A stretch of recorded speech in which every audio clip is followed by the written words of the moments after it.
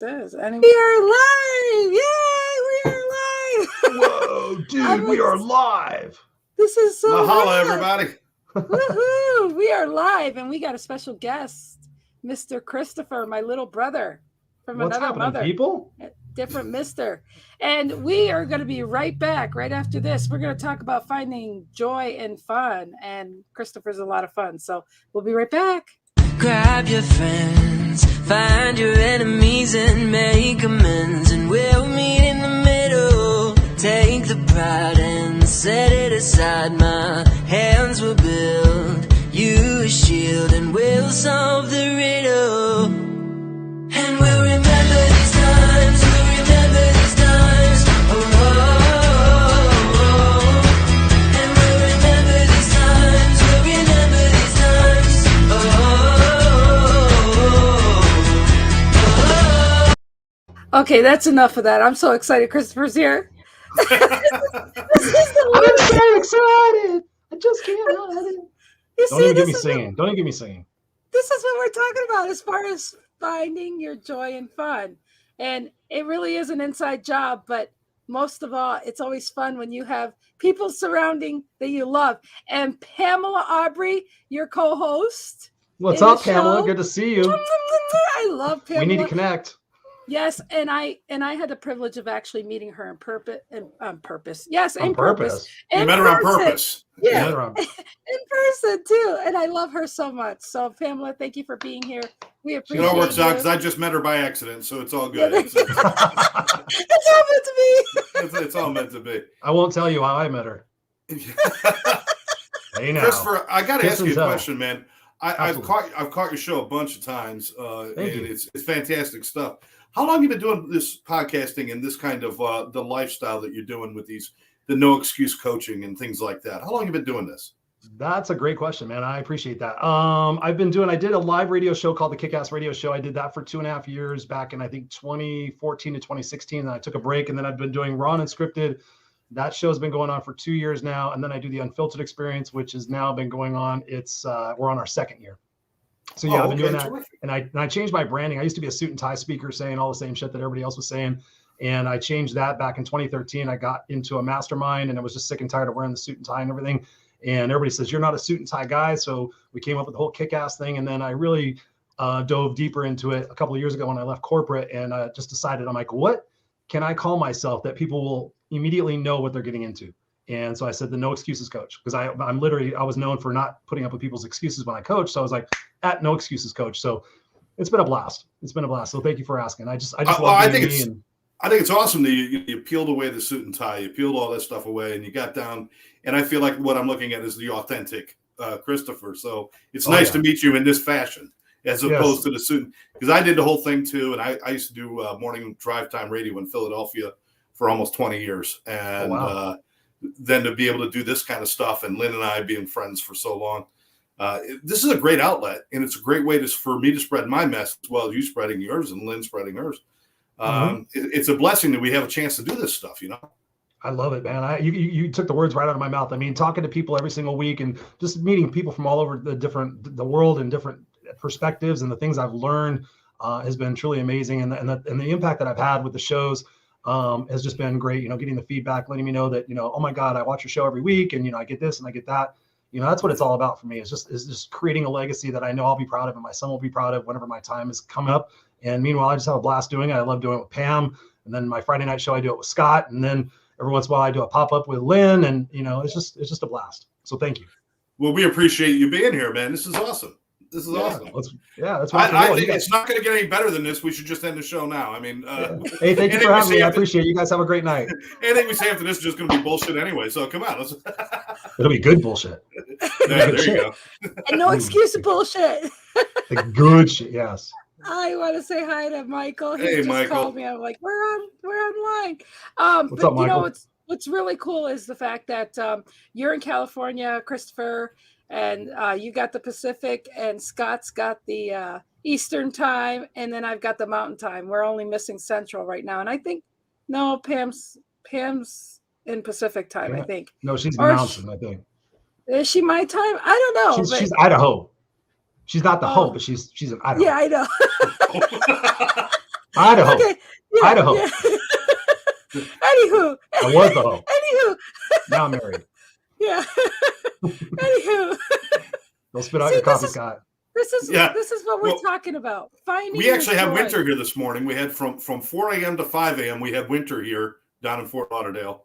It was 48 degrees. So that was our whole winter. It was 1 hour this morning. It's over now, and it'll be 90 tomorrow. So we're back to normal. We do the same here in California. Scott, I'm going to send something to you. You don't need to look at it. I'm going to upload it here in a little bit. So just don't. Well, if you're going to send something to me, why can't I look at it? Well, you can look at it, but don't. What the hell are you even sending it to me for? Because I'm going to upload it up here. So don't worry about it. So why are you sending it to me? Because I got to. Never mind. Never mind. Don't Never worry. mind. Never mind. Just keep talking. Let me see. Don't confuse me during the show. Yeah. Hey, what a powerhouse today. Raditya's back. Oh, I love her. She is just so zen. You know Raditya, don't you, Christopher? Yeah, she was on Clubhouse with us, right? Yes, absolutely. We had, remember the Second Best House Club or whatever? We had that reunion the other night. You weren't there. I don't know where you were. I wasn't invited. What reunion was this? This was the Second Best Clubhouse, whatever, from a year ago with Christina Crooks. Hi, Victoria. Thank you for being here. So while we get into this topic, you guys that are all watching us, chime in what you're finding your joy, your fun. What is, the second best room. That's right. Tell us and share with us some of the things as far as finding your joy and finding your fun. Scott, remember we brought up this topic? Absolutely. And, if you don't mind, I want to start with Christopher, just to piggyback off of what he was just saying about living one life and all of a sudden kind of stripping that away. Was that, in a sense, finding your joy and your fun in your life when that happened, when you were able to take off the suit, take off the tie, and just be more authentic? Was that part of that journey of finding joy? Yeah, it was honestly, that's a great question. It was part of the journey of quitting being a people pleaser, because I was so focused on, doing everything what everybody else thought I should do. I should wear a suit and tie. Okay, I'll wear a suit and tie. Okay, put your hands this way, do that thing. And it was just part of my discovery process. I had already built self-confidence and everything, but at the same time, I was pretending to be somebody I wasn't. And I came off stage one time at this big multi-speaker event, and much to my surprise, everybody was wearing the same type of suit. We all had our little hands in the same spot. And I just sat there and I thought, I'm not one of these people. I'm like, I want to go out there and just have a good time and make it a party and just impact people and just be real. And, it was just at a time of my life where I was really trying to find out who Chris was. I was still in my corporate position. I was still coaching and speaking, but, it was just a matter of an opportunity came up and I joined a mastermind, and I got in the mastermind, and they're like, what's the big thing everybody wants to work on? And I said, I think I want to work on rebranding. And they're like, okay, what's your brand right now? And I kind of explained it to them. And they said, what do you want to do? And I said, well, I kind of envision myself as a cross between Tony Robbins and George Carlin at an AC/DC concert. And they're just like, what is that? And I'm like, and I've seen all of those guys, and you're it. I've seen all those guys. You're it. Yeah. And I thank you.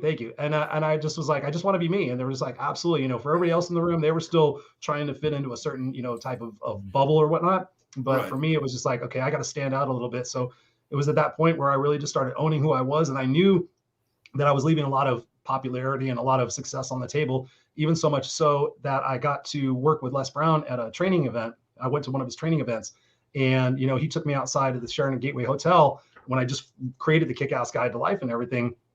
And he says, I can put you on stages. You're an amazing speaker, but I can't do this. And he was looking at my apparel, and he goes, I can't have swearing on my stages, but you're a phenomenal speaker. I can easily do that. And I said, Les, I've done all that stuff. I don't want to do it anymore. I don't want to pretend to be somebody I'm not, just to get validation and money and success and ego and all that other stuff. Yeah. And he understood it. He's like, I don't wear suits all the time. I wear jogging pants. And he told me all this stuff. But I'm like, for once in my life, I got to walk my path the way I want to walk it. And my friend JB Glossinger told one time, he was on a podcast, and he said, if I'm going to suck at something, I'm going to suck at something being me. And that's so resonated with me. So I was just like, let's go, and it's been a challenge, because some people didn't embrace, the swearing at first.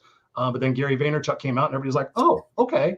And then so many other people started getting comfortable with it. So, it is what it is. I'm not for everybody, but at the same time, when I throw on a microphone and I go on and I do my show raw and unscripted, or the unfiltered experience, people know what they're getting into, and they appreciate it, because you're just being real. There's no pretenses. Well, that's incredible. I feel for you on that, because I've been a coach since I was in 12 years old, sixth grade, some sort. And, my passion is that when people are suffering and yet, we have the answers or we can help them. Long time it took me to realize you can't save people that aren't ready to save themselves. We can't help each other. You and I have had that conversation. And long story short, I realized that, I don't care for being a coach just for everybody or just to say I'm a coach. And so I really have taken, and we're not going to talk about what we did last night because I'm not ready because I'll just say the Hawaiian prayer. But Okay. anyways, but Hope on a besides that, porno, is that what it was? so let's I don't want not to go disrespect my Hawaiian friends. there. That was just a little inside joke. Oh man, we're just not going to go there. Anyways, you're going to mess me up now. But My God.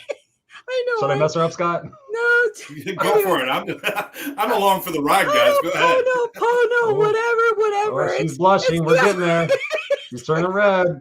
You know what? Let me get Dog on the phone. He'll explain all the Hawaii stuff to you guys, and we'll be good to go. All right. Nice, Excuse me. Anyways, long story short, like my book, all I'm basically saying is that, I realized that I had too much.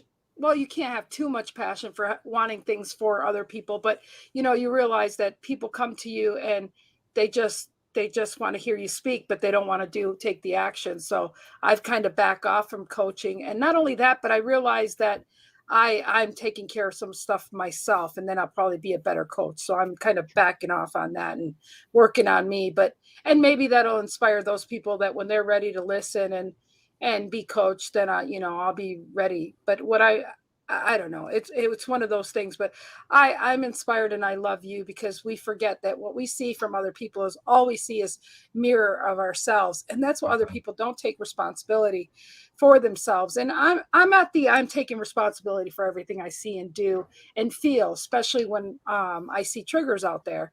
And, and people just don't want to hear that thing. Same thing it goes that, it's like when you're losing weight or something that, I've lost 100 pounds many times. Granted, now I found out after the 100 pounds, I can't lose anymore because I have a health issue that doesn't allow me. But the point I'm trying to say is people say, how can you lose even that 100 pounds? Well, they don't want to do it. They don't want to exercise. They don't want to, put down the donuts. They don't want to put down the beer or whatever's making them fat. They don't want to do that. They don't want to put the work in. So why ask me? Why be interested in spending the money? Why do that if you're not ready? You got to have that mindset.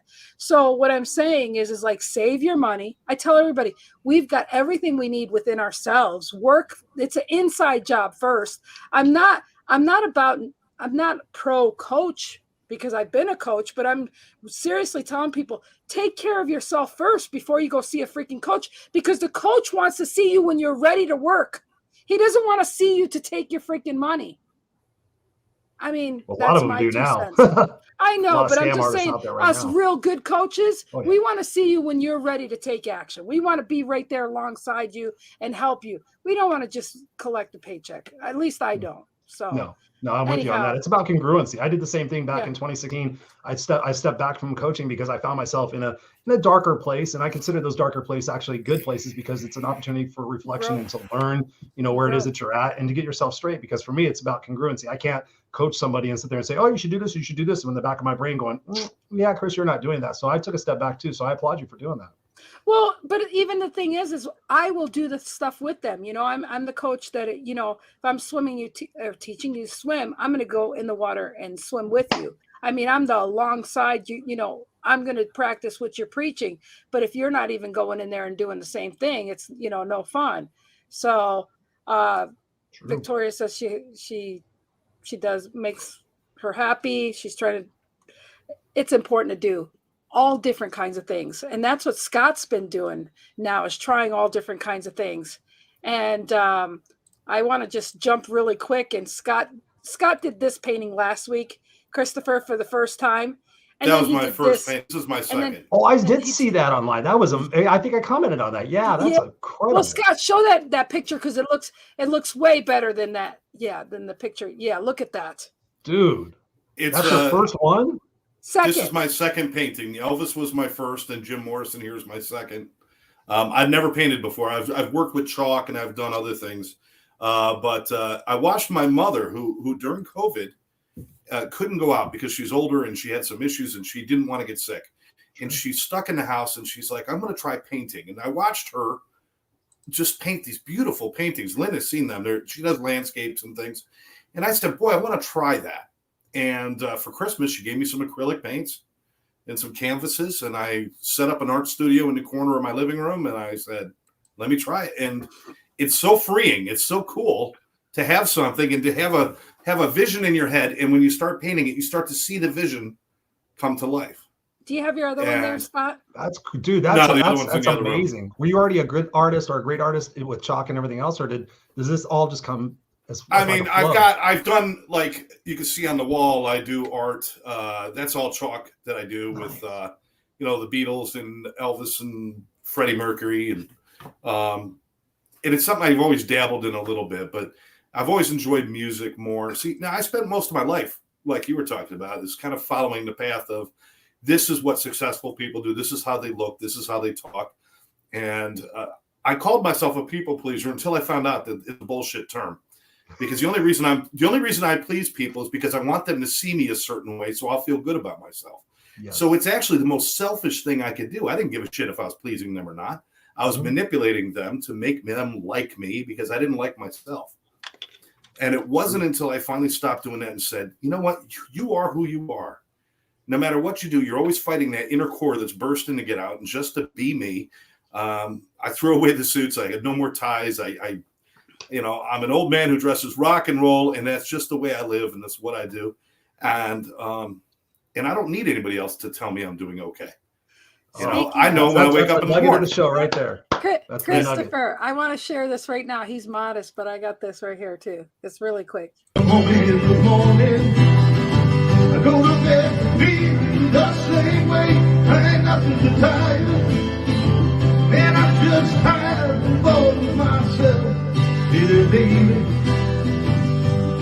I could use just a little help. Can't start a fire. Can't start a fire without a spark. This comes to higher.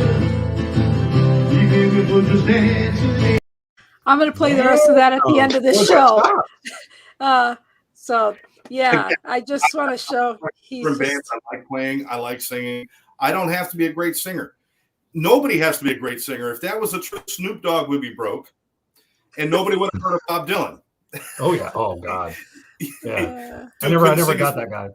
He couldn't sing his way out of a paper bag, but he knew how to tell a story. So listen, end of the day, the only person that I've got to feel good about when my head hits the pillow is me.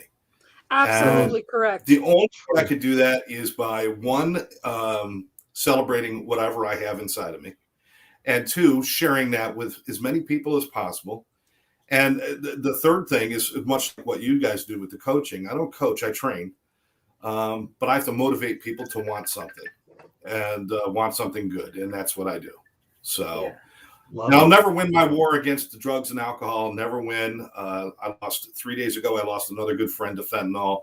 A year and a half ago, I lost my wife. I could go on the list. Oh my God.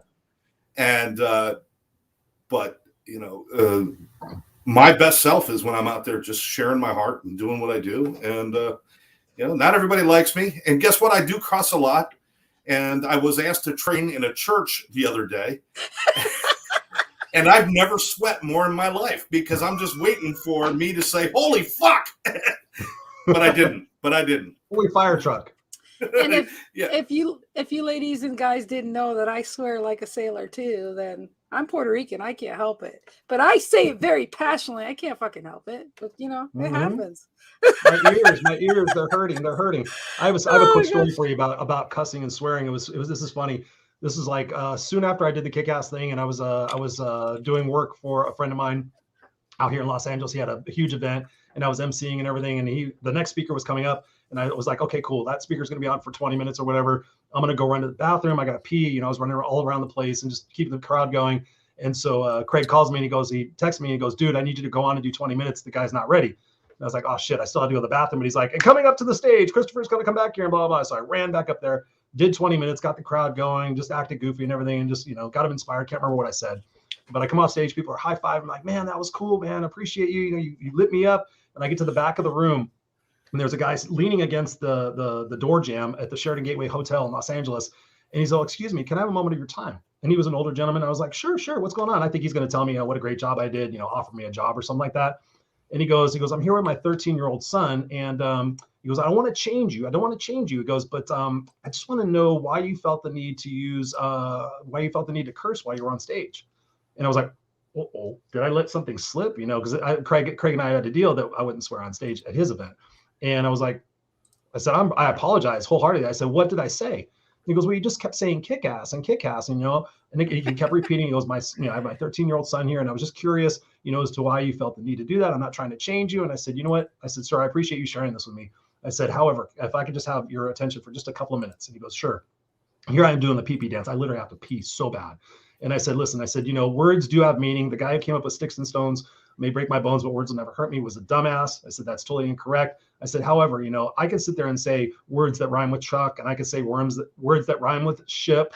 I said, but everybody's going to have their own connotation to that. I said, however, those words are not damaging. I said, the words fat, ugly, you're stupid, you're lazy, you'll never amount to anything, you're whatever racial slur you want to put in there. I said, teach your son those words have lasting impact, because as a coach, I'm helping people unfuck themselves, essentially. I didn't say that word, from all the different language and the words that have been used in their life. And I said, but not that I'm trying to change you. And I said, by the way, your 13-year-old son probably knows more language than I do, because he's going to be speaking that way with his kids. But anyways, I would love to have this conversation. I would love to meet your son. I'm going to go to the bathroom and I'll be right back. Love to continue the conversation. Went to the bathroom and I came back and he was gone. But it was just so interesting. And I hope that he went back and he talked to his son, because I'm like, I could sit there and say, what the truck is up with this ship. And I've said that before. And people say, why are you swearing? And I said, I didn't swear. Like, yeah, you did. And I said, no, I said truck and ship. Well, you meant to swear. Intended, yeah. And I said, I cannot control the definition of the words that you have in your brain. I said, to me, that was just what I was saying. But you're right, I was, but it was a different word. So, anyways, just a word about that.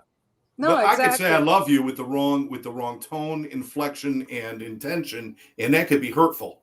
Yes, exactly. And I could also say "fuck you" with a different tone, inflection, and everything else, and it could be funny. Yes, it could be loving.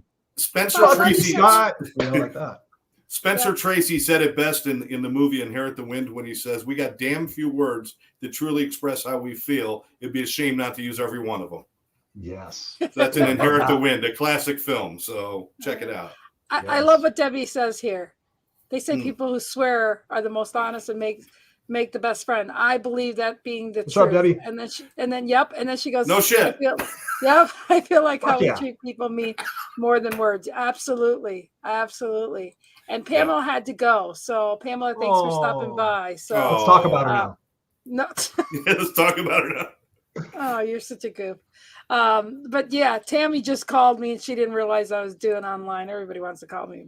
Like Tuesday night, people. Tuesday night, you get 2 for Tuesday. You've got us, Lynn and Scott, early. And then you've got later, we got Christopher. He has a really, he has raw and unscripted. And I want to take a second and plug his show real quick, but he's got a little thing here that's really, really cool. I'll play that little video later, but it's a little bit of your show and stuff. What do you got going on tonight in your show? Really tonight, actually, I'm super excited. So this is fun. I have my buddy Walt McKinley is going to be on. He's somebody that I met recently through Princeton and through Clubhouse and whatnot. We became fast buddies, and he's written this book called Monsters in My House. And so it's about to be fully published. He's got the audiobook, or he's got the Kindle version coming up. But essentially, it is his story of how he went from trauma to triumph and enduring a shitload of negative experiences during his childhood, and being able to go through some really adverse conditions and being able to come out on the other side stronger, an amazing father, husband, had a military career, and now he's written this book to really help people move forward. So I'm excited to be able to spend an hour with him and just pick his brain and just talk about how we can help people heal from their trauma and not, be able to blame and ultimately accept responsibility for where we're at in our life. So yeah, I'm super excited for that. It's going to be tonight at 7 p.m. Pacific Standard Time. The link is on my Facebook page, of course, if anybody would like to jump in on that, but it's going to be a great conversation, definitely. So thank you for mentioning that. Yes, and by the way, make sure after the show, go ahead and put the link under here, and then make sure you guys follow Christopher and follow his page. So we're going to be doing a lot of pop-ups and a lot of different stuff. Lynn Serrano.tv is actually up, but not, I don't have it set up. Like anybody that's listening 24 minutes in is like getting privy information. But that TV network is actually being reverse engineered, and like listeners are knowing what's going on, but it's not for everybody else to know. So like get connected with the YouTube channel and things like that. There's a lot of things going on, but my friends, and I want to get hooked up with Debbie too, because she's going to be awesome. But a lot of my friends I'm going to be doing pop-ups and doing different shows with, they're going to have their own platform on my TV station and stuff like that. So it's really exciting what's going to happen. And we're just making these relationships and friendships and the network, because, you know, together we can have the best impact, and the people that we all know, that there's so much that we can do to help one another and get the word out. And, you know, like I said, sometimes somebody needs a good kick in the ass coach, and here's Christopher, you know, or an intervention that you do, you know, Scott, or there's people that you got a problem with alcohol, drugs, or mental health, give me a shout. And we've got people, we've trained well over 600 people throughout the country, and we're training more every day to help people, to intervene. And it's not the intervention you see on TV, not that bullshit. This is that's honest. Not real. No. It's not real. They're paying the addicts to be on there, and it's a sad thing. Which, by the way, they're making life worse for people, not better. Yeah. Which, by the way, I am going to be taking the course here soon, and we'll probably have a pop-up for that. When I do, then I'm going to have like a lot of really questions that I want to learn in a reality kind of course way that we're going to bring to light. Absolutely. For, you know, for people here soon. As long as we're doing plugs, I want to tell everybody starting February 3rd, that's on Monday, February 3rd, right? Yeah, yes, whatever it is. Something like that. February 3rd, Live Out Loud moves to Monday nights. That's my show that I do with Gary Wayne. We've been doing the show for about 3 years now. It's about being clean and sober and enjoying life through laughter, love, and rock and roll. And we just have a great time. It's Live Out Loud podcast. We got shirts, we got mugs, we got all that stuff. Just come on and join us. Come on and join us. And we're always having fun people on, and just laughing and having a good time. Scott, I got to get you hooked up with Jerry Eisenhower, man. He is just, he's an amazing guy, and he likes to just be unfiltered, raw and real, and likes to kick people's ass. Ooh, poor Jerry. You know, just he likes to whoever knows ask us or now. This show just took a turn. Let me tell you. Alrighty. He likes to just help people. You say about me behind my back. motivated. And I have to apologize to Michael. I just took a picture of that. I apologize. I have like 300 friend requests that I go through and I vet. And I apologize for missing that, but I will make sure I get that rectified after the show. So thank you for letting me know that, man. Appreciate it. Yeah, Michael's a single dad, and he raises twins, and Michael is a twin too. So he has twins, and I really admire and respect him for raising these kids up. So he does a good job, and I love his kids. So anyhow, but yeah, you know, finding the joy in everything we do is lately, Scott, we were talking really quick before the show, and then we were going to bring this up. You were talking about, and I showed you kind of what I've been doing lately. As far as how did we start that conversation? I said we'd talk about it here. As far as being creative, being a creative. It's just when you're finding new things about yourself, and you know, you got to take chances if you're going to find out things about yourself.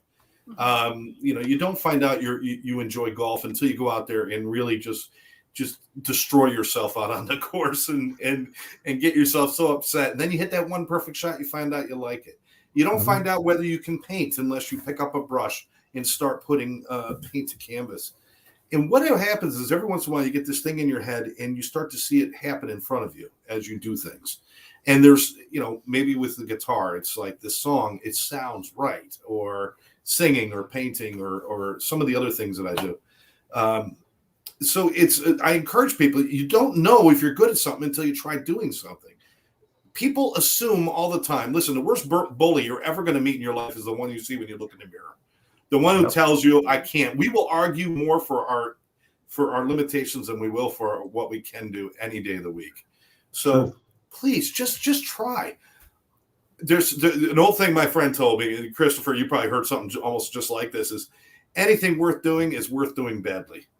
Yeah. Yes. And look at what so if it's worth trying, just do it badly. But every once in a while, you'll hit a home run. You'll be like, wow, I didn't know that was in me. And that's like a victory that some people will never have because they never get that far into themselves. So please just try things. And I like what Raditya says here. There's more you can do than you can't. Yeah. And that is so true. So true. I love that, Raditya. But why don't we notice all that? Why is the first thing we think of is our negative stuff? Yeah. I ask clients all the time, write a list. I want to know your positive traits and your negative traits. They go straight to the negative. They got 300 items. They go to the positive. They can't think of one thing. And that's right. You got to stop thinking so much and just take action. And, and it's funny because that's what I'm realizing. And lately I've been having so much fun doing this, you guys. And now I'm respecting a bunch of people's privacies because it's been on their personal pages and not like their public parts. And that didn't even sound right. But we'll just let that go. What are you laughing at? I crack myself up. She's talking about private parts and public pages, and it's just she's having fun. One. I'm like, usually it's like this. You just kind of let her go, and that wind up thing will just kind of run down, and then she'll be okay. She'll be back to normal in a minute. I like to poke her, but she's gonna probably take that dirty too. I crack myself up, you guys. I crack myself. No, but what I was gonna say is like, there will be posts out there that people make, and like I'll give you good examples. And I did send the examples to Scott, but it was really funny. But here's some. You want to read these real quick, Scott? Yeah, sure. Because we're all wired that way. Unless we consciously make that change, we stay stuck, and that's absolutely true. You consciously have to be positive. You can't just go out there and expect positive things to happen. You have to get up in the morning and say, I'm going to make this a good day, because if you don't take responsibility for it, no one else will do it. Okay, the next one, or when people compliment you, but you continue to think about that one person who said something that was negative. And that's, of course, listen, it's the old deal. If you got 20 happy people in a room and one negative asshole walks in, those 20 happy people are seriously affected and they lose energy. But if you got 20 negative people in the room and one happy person walks in, that happy person will be suicidal in the first minute. It's just negativity cannot be overcome that way. It can only be overcome by making a choice not to be it or to be it. That's it. And, go ahead.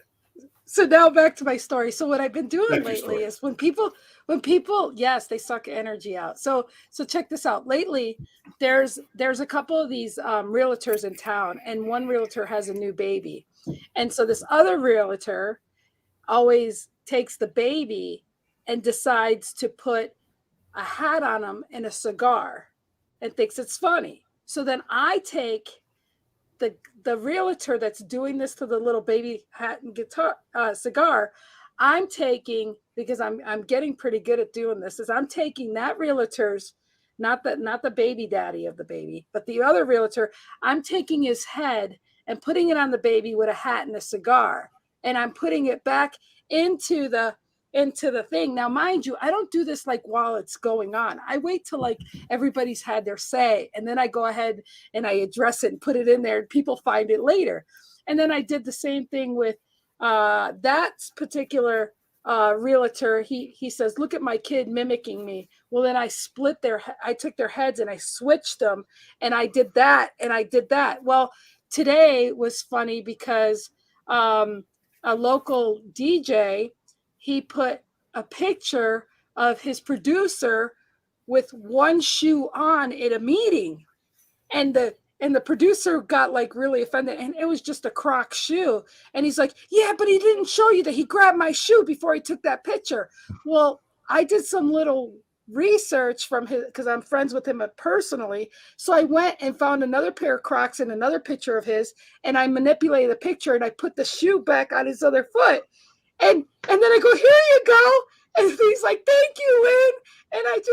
And then there's another friend of mine. He's a retired federal agent, and his girlfriend just had knee surgery, and everybody's like, hey, how's she doing? He goes, I'm nursing her really good. And somebody said to him, he goes, oh, if you're a nurse, I'd like to see the nurse outfit. And like, he's like a serious dude, right?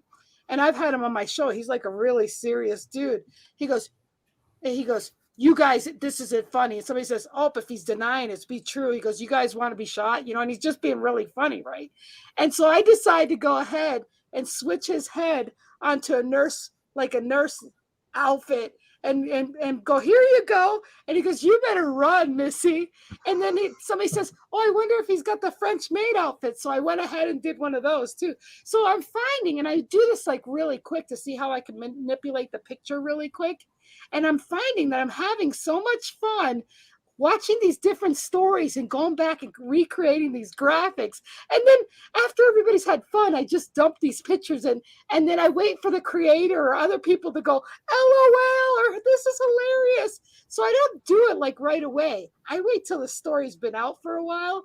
And then I just love how so I'm having fun being very creative with these stories.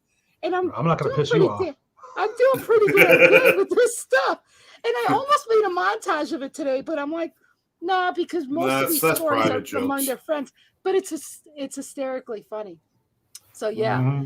So yeah. So I'm realizing how creative I can be. That brings you joy. That's the topic of the show today. That's what brings you joy. Is it makes me laugh putting really people's heads hard. on other things and absolutely, yeah. And you know what's really funny is Rex. I keep telling him he needs to get more pictures of himself. He needs to go get a photographer and whatever. He goes, no, that's all right. He says, well, you don't want me to get you like in a suit and stuff. He goes, I don't care what you do. And I'm like, actually been practicing. So God only knows what I'm going to get Rex into before too long. The French maid outfit. Yeah. There you go. Yeah. You're crazy. Christopher, I got to ask you something. You mentioned your son. You have a son? How old is he? He is just turned 5. I would like to know, with all of your travels and all the things you've done, and it sounds like you've had a great story and you've done a lot of work. Has anybody taught you more about joy than that 5-year-old boy? No, you are bang on with that. No, that has really been one of the biggest lessons I've had to learn, honestly, Scott, over the last couple of years is I've always been such a go person. I've always been plan A, B, C, D, E, F, G. I've always had certainty. I've always had predictability. I know how I need to make more money, what to do. And I've never really been in the moments. I've always just been in survivor mode, as my coach called it out to me back in 2019. So with my son, I really just made it. You talked about it just a few minutes ago about, waking up and being intentional about what it is that you're going to do throughout the day. So about a year ago, I started creating this. I always wake up in the morning with gratitude. Before my eyes open, I would say what I'm grateful for just to start the day off. But then I started thinking about, well, let's add intentions to that. So one of my intentions I say every single day, the first thing is that my intention is to be present and playful with my son. So when I'm with my son, like if I leave from doing a show or whatever I do, I take a few minutes, I pause, and I'm like, okay, who do I need to be for that 5-year-old to be excited about having that type of dad? And I learned that, oddly enough, from Dennis Waitley. We know Dennis Waitley, one of the kings of personal development. Yeah. He just reissued his book, The Psychology of Success. I think that's what it is, Psychology of Success. Yes. And in that, he's talking in the audiobook about all these things that he's learned about his life. And he said literally that he would trade all his money and all his fame to be able to go back and spend more moments with his kids. And so that struck a chord with me. And he said something else. He goes, ask yourself the question, am I being, and I paraphrase it this way, am I being the dad that I would want to be if I was a 5-year-old kid right now? So when I show up, am I thinking about something else? As a 5-year-old, no. I want a dad that's going to play with me, get on my level. And so I've really been intentional with that. And it's taught me just to be in the moment, because that's all we really have. So yeah, it's not always easy because he tends to make a joke out of everything. And it's like, okay, come on, dude, let's get serious. But in much the same respect, I've really, when we go out and play, I really try to play as a 5-year-old and we have a blast. So yeah, that's a great question. Yeah. I mean, it's brilliant that people, it's got a lot to do with NLP, neuro-linguistic programming, different things like that, where, you can't communicate with your child while you're standing over them and using a deep tone. You got to get down on their level. You're making eye contact. You're copying and mirroring their body language, and then you change your tone and you do all this stuff. And what you're allowing yourself to do is just walk into his world when you're doing that. Yes. And sometimes we just need that to get over ourselves. I could speak in front of 40,000 people at Veterans Stadium before they tore it down in Philly. And I think that's a great moment. But what was greater was the first time I saw my daughter smile when we were rolling around on the floor. Yeah. And I got to remember those things. Mm-hmm. All the other things I do are fantastic, and I love what I do. But there are moments of joy that, thank God, I didn't miss those. And I did miss a great many, but I didn't miss them all. So I don't want to miss any more going forward with grandkids or anything else. So I've got to be very intentional about being present for all of that. So true. and I'll make time for all the work I got to do and everything else, but that can't be all that defines me. You know, Yeah. so I appreciate you being honest about that, because that's really an important moment of, I mean, rock and roll and all the other stuff aside, it's when you hear that giggle and you realize that's coming from me. Yes. You know, you're the one making the funny sound. Your kid's looking at you like, well, Dad's weird, but it's great. Yeah. You No, know, I'm glad you brought that up, because it really is about being intentional. It's funny you mentioned that, getting down on their level. I just, on my Facebook post today, one of my dear friends who I've seen in person, she's like, Chris, I have to compliment you, because every time I see you with Jackson, you always put your knee down, you get down on one knee, and you always talk to him eye to eye. And I said, I learned that from other parents, because I mean, I'm 52 now, I'll be 53 next month. We didn't have kids until late in life. We actually adopted my son when I was 48. So throughout all my years as a coach, one of the things when I started getting into, really, I wanted to find out what's the root. Where do we get all fucked up at? And I'm like, okay, is it our teenage years? Is it this? And I kept going back. And then I got into child psychology, and the conditioning experience that we go through from 0 to 5 is really, we become the people that we're going to become during that particular time from all the inputs and the beliefs that we have instilled with us. So I would ask my friends, I would see my friends at work, you know, they'd have a brand new baby, and I would see them, you know, their kid 13 years later. And I would ask them, you know, if you could go back in time, what were some of the things that you would want to do with your kids more? And without exception, people said, I should have been more in the moment. I should have been there more. I thought my responsibility is to go out and make money and do all these other things. And I really deduced in life that I wrote my eulogy back in 2008, by the way. And I really honed in on the fact that as much as I can impact the world, as much as I want to change the world, my biggest priority and my biggest legacy is with him. So with him, making sure that he knows his dad loves him, make sure, you know, I play with him, make sure he can trust me, make sure we can communicate. That's my biggest legacy that I'm gonna leave forward. Everything else I'll be forgotten about, but that will be the one thing that I'll be remembered for. So I make that a priority, when before I used to make, you know, status and ego and financial shit all most important. But at the end of the day, it's really spending moments with him. you know, Brilliant. it's funny you say that, because my dad lost his dog like about a year and a half ago. And my sister just got him a dog, and he's 81 years old. And I've been calling him. He's gotten this little dog, and I'm going to show you his picture. He's a Chihuahua Jack Russell mix. Oh, wow. And Hyper. my dad talks because he's been so lonely. You know, he's in Florida by himself. He's been so lonely. But you know what? Bringing that dog, he talks to him. It reminds me when I was little. I mean, and here's the dog. Here's the dog. Look at him. Oh, what a sweet soul. Yeah. It's Oh, so he's beautiful. really adorable. But again, it reminds me of how he used to talk to me when I was a little girl. And just hearing the giggle. Did he scratch you behind the ears too?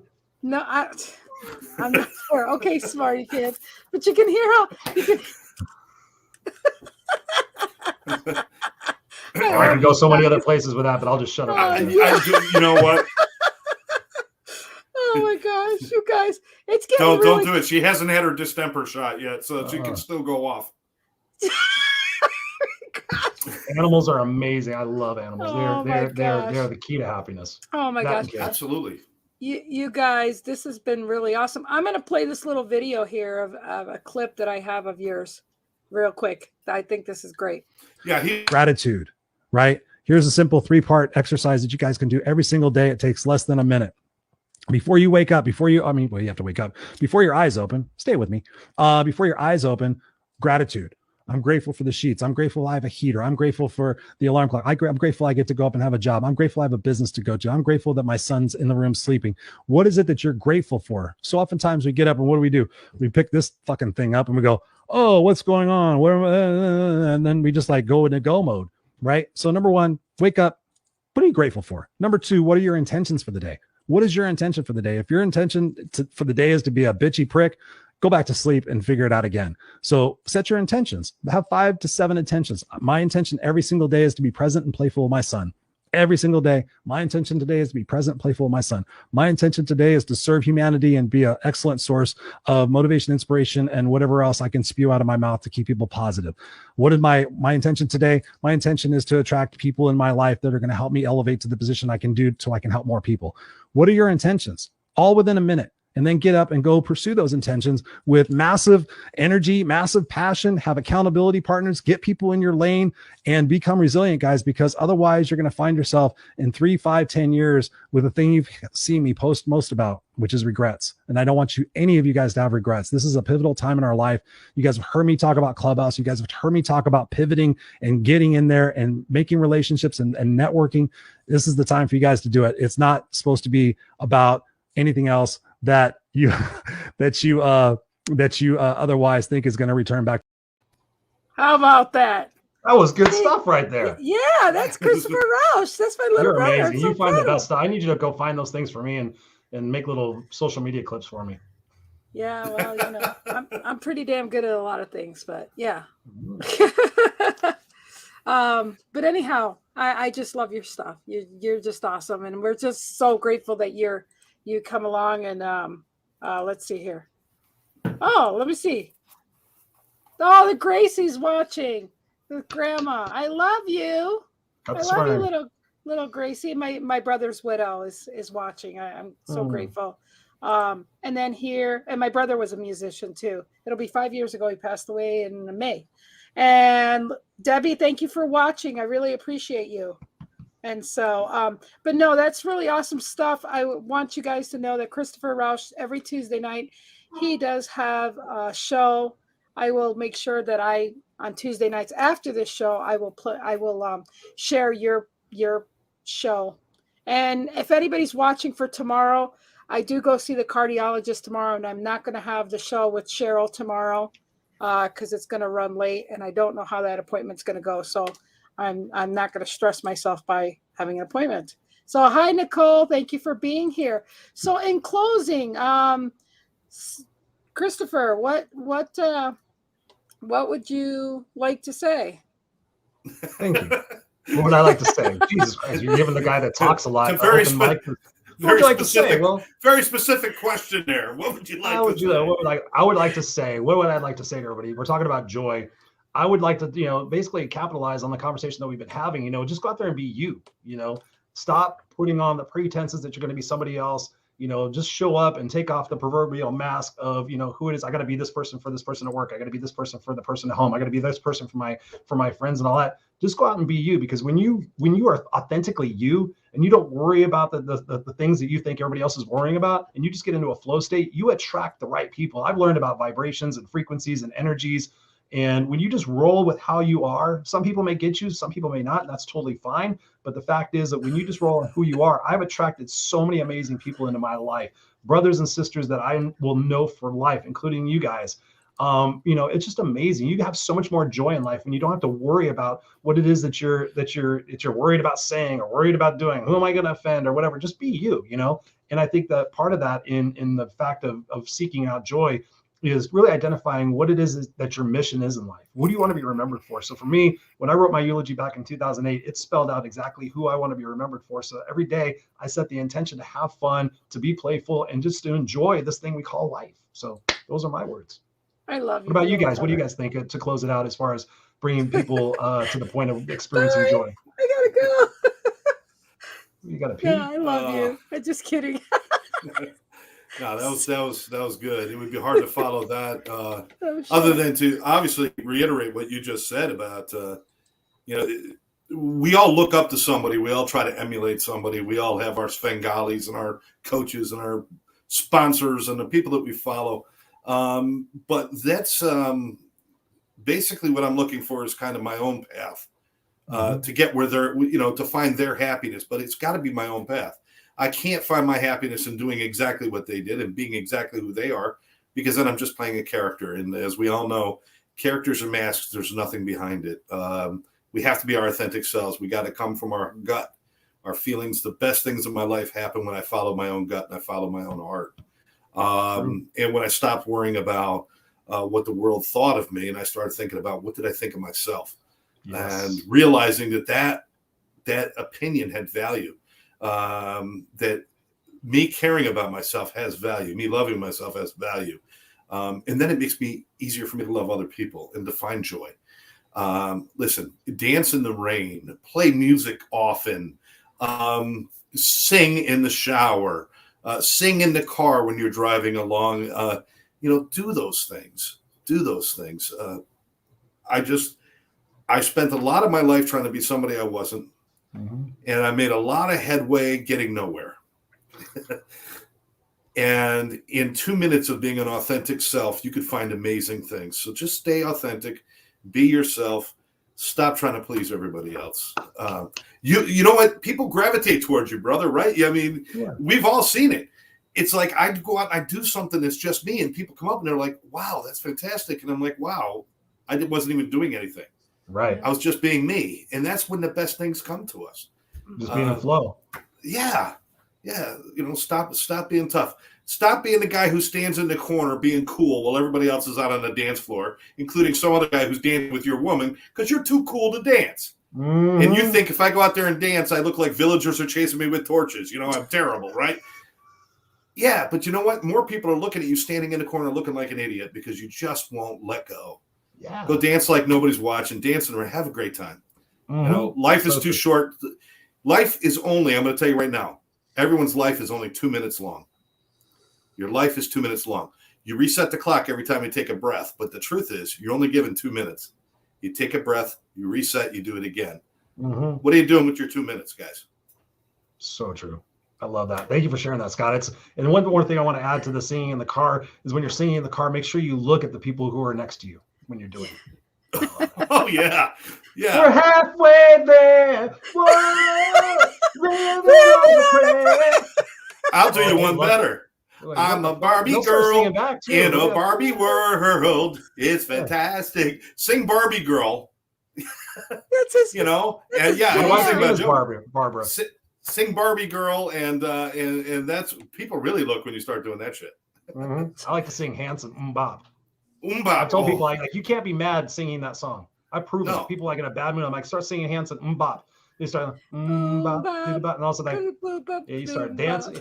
You just gotta have fun. You gotta enjoy life. I mean, if one of my else, yeah. Have a playlist that makes you happy and giddy. I have a playlist called Morning. It's called Wake Up Music. I used to listen to it before I went to work. It's got ABBA, Hanson, all these songs that are goofy, and I would just like act as if I would sing them out loud in my car. I would dance in my car on the way to work, and by the time I got there, my endorphins were high. I was feeling good. You sing out loud, you raise your endorphins. You just gotta have fun with life. There's so much seriousness.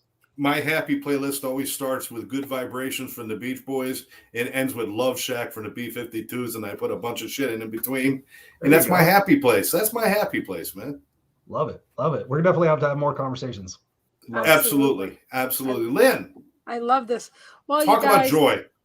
The joy is finally letting go and knowing that I'm finally getting answers after all these years, and just completely knowing that I've been slowly getting out of my comfort zone. And you know me from Clubhouse, Christopher, you know that I'd always try to not be grabbing the mic or letting people know how I am. And, so you know how much I've evolved since last year. Oh, big time. So, now this year is really, especially when I get these 2 doctor's appointments, it's going to be as vulnerable / fun and doing everything I can to, not give the fuck what anybody thinks, but, for whatever time I have left to do the best I can with whatever I got. And I'm going to go out kicking. Make sure I kick that bucket good too. Kick that bucket. I'm way up in the air. And I'm just going to be grateful. My brother died at 57, and I'm at 56, and and if I make it to then, I'll be blessed. And if I make it just another day, I'll be blessed even more. I'm just grateful that I that I have this opportunity to know that I'm going to love myself now. I haven't done that completely, and I'm giving myself permission for that. And to be as vulnerable as I haven't been, and and to educate a lot of people on some things that the world just has been very ignorant about, and has hurt a lot of people along the way. And so I'm talking cryptid purposely, but I'm excited about that because I'm gonna, like I love to do. I don't love to be on camera by myself. I'm excited to say I'm gonna have a new show with some some people that are going to help me along the way with my new journey and with my health issues and stuff. So I'm super excited because it's going to be an adventure, and I'm leaving myself wide open to say that the joy is I'm going to have fun laughing at myself. I'm going to have joy just knowing that it's okay to tell people, hey, you look at me, I know I look like a chubby girl, but I'm a skinny girl in a fat body. And it's like that. I loved Pitch Perfect, that movie. Did you guys ever watch Pitch Perfect? Yeah. You had Fat Amy there, right? They go, why you call yourself Fat Amy? Well, because everybody else is going to call me Fat Amy, so I'm going to beat them beforehand, kind of thing. The concept is like, when you address the elephant in the room, then you don't feel like anybody's stealing your story or anyone when you can address what you don't feel comfortable about, then nobody else can come forward, And I've known how other people treat other people and being mean. And there's going to be mean people out there. And I don't care about the mean people anymore. I got to stand up for the other people that don't, have lived like I have in shame. And so with that said, I'm excited to say that I finally get it, and that I feel bad that I was just beating myself, like I know a lot of women out there are beating themselves out and they don't have to. So, to be right there, to know that a lot of women in the United States are suffering when they don't have to, I'm ready for the task. And I have to say that all the big girls out there that can actually stand for big women, I'm very proud of them, because they have this condition, and most of them, they are healthy in the sense that they go and exercise. But what they haven't known, most of those women don't know that they have the condition I do. They just know that they bust their ass. And not that I'm going to be able to educate some of them and then realize, holy shit, I didn't know I had that. So again, everybody's very ignorant in what's going on with the world, and it's going to be a shocker for a lot of people. And I'm excited to get more people to be more compassionate what's going on with a lot of women. So I'm excited about that. And I'm excited to say that the joy is going to be to just educate people and for other people. Because, we don't make fun of cancer patients that are swollen. We don't make fun of Down syndrome people. We don't make fun of, when we know what they have, we love them more than anything. And what excites me is there's going to be a lot of people that are going to love a lot of people that they didn't even know that they were suffering. So that's what's going to make me excited. And so shine your light, baby, shine your light. So anyways, I'm glad that's why I'm not into coaching, but I just want to show a light that other people. So I'm glad that it doesn't resonate to me to just be there lecturing, that I've got you guys, I'm surrounded by friends that can help other people in that army. And I think no matter what you do, you've got to surround yourself with people that have your back, that love you unconditionally, so that when you're successful, the ones that are there for you for authentically, and that love you no matter what. So I thank you so much for all the support that I do have. It's made me, without all of you guys, I couldn't be where I am today. So I want to thank you guys for that. So anyhow, we're done. I mean, if you don't mind, I just want to, yes. if I don't mention this, then Yes. it'll drive me crazy. Okay. Please, if you know somebody who is suffering from alcoholism, drug addiction, you suspect it, mental health disorders, depression and anxiety, get them help. Tomorrow is not the time to get them help. Tonight. The call is tonight. Get them help. Find somebody. You can call us at Addiction Training Center, my company. It's 786-514-0893. If you know somebody who's suffering and you want to help them. We're burying people at an alarming rate from something that can be stopped, because everyone who is overdosed, everyone who has died by suicide, everyone who has fallen into the darkness of mental health issues, somebody knew they were heading in that direction and they didn't speak up. It's time for that to stop. Fentanyl is the number one killer of ages 19 to 45 in the country now. It has beaten cancer. It has passed car accidents. It's passed everything else. Fentanyl, the number one killer. It's the great equalizer, folks. You can be using for 10 minutes or 10 years. And the difference between a good hit of fentanyl and a bad hit is like 3 grains of sand. You just don't know. Please get help. Get help. Babe, just go on the banner real quick and type in that number, please. before Yeah, we You said it absolutely. real quick. I was want going that to up every recommend night. that after the show. I was Yeah. going to say, put that in there because You know, that I'll on just the put it in the banner. comments. I'll put it in the comments after Well, the show, I and that want way it they'll on have here. it. I want it It'll on have a here link. too. I want it on here too because they could pause the screen, and that would be just put it in the create the banner real yeah, quick. that's fantastic. So yeah, that would be really important to put, and we'll put it in the comments as well. But I want it on there so that they could freeze it, and then you can screenshot that, and that'll be awesome. It won't let me add a banner there, kiddo. Okay, I can look at the banners. It won't let me okay, add. so what's the phone number? 786-514-0893. You'll talk to my my co-founder Karen, and business right? partner, Karen. Yes, Karyn. And Karen and I have been doing this for many years. We're going to do this until the day we die. And Here it and is. it's there we go. Right. 786-514-0893. Talk to Karen. Is that it? Yeah, that's it. That's exactly Okay. right. That's exactly right. You go to atceducation.com. I'll put all this stuff out there. Listen, we'll put a little ad together. The bottom line is people are dying every day, and every day there's somebody the next day saying, I should have said something. Well, God damn it, now's the time. Say something, do something. I don't want them to hate me. If you love them enough, then let them hate you. Yes. It's better that they're alive and hating you than dead and loving you, all right? We're loving our friends and our families to death. Do something about it. It's time to change. And remember, Sorry, you I had guys, to get on my soapbox for a minute, guys. and you know Amen. what? This is my life and passion. And I've got to say this too, then, when someone seems annoying and they're on your nerves or you're thinking about them, when you're thinking about them, I don't give a shit. You call them, you reach out. That's when you're supposed to, because there's too many freaking times that we're already too late and said, I was thinking about them. Now I feel bad. And that's one of the regrets you live with in your life. Don't live with that regret. Yeah, and even if they please. seem annoying or whatever, you can be the one that they were looking for before they did something. So I don't care how many times they annoy you. This is the other problem with people that try to recover an addiction. And I have friends that fall all the time and call me, and I don't give a shit if they're drunk or not. I don't care if they fall 50 times. Them getting up number 52 is important. They need to know this is the problem. Because the people reject them, you're holding against them something that they can't help. Then they don't know how to find a new tribe that's going to accept them. This is why they fall. They don't know to move to a tribe that's going to love them unconditionally.